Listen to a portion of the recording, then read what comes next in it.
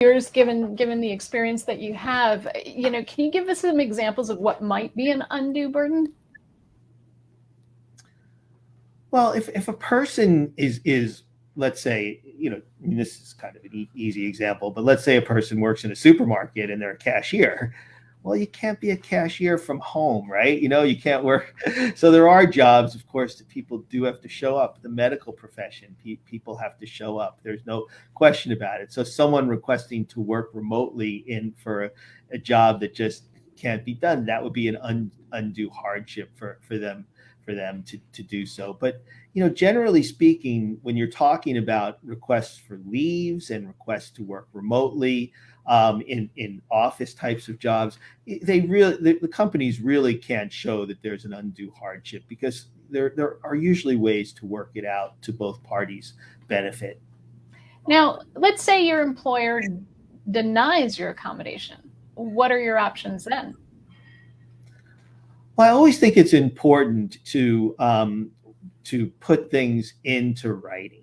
So many times when people come to our office, they've made these requests, but they're verbal requests, and and so, not to say that testimony, it surprises people. Yes, testimony is evidence, right? So people going into court, them saying that this happens, that's evidence. A lot of people have been wrongfully convicted and go to jail because someone came into court and said he's the one that did it. It turns out to be the wrong person, right?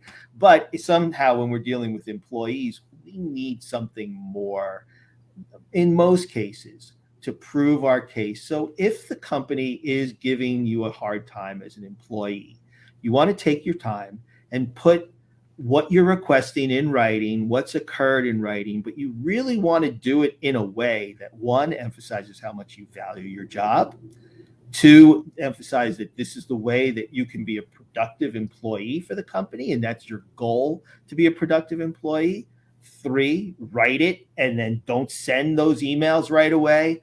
Read the email first. So many times in my cases, people are just, the emails, it's dangerous on both sides, but people, they get something, they respond, and they send something off, and it's not said in a way that's going to make people want to think, oh, I'd want that person as my employee.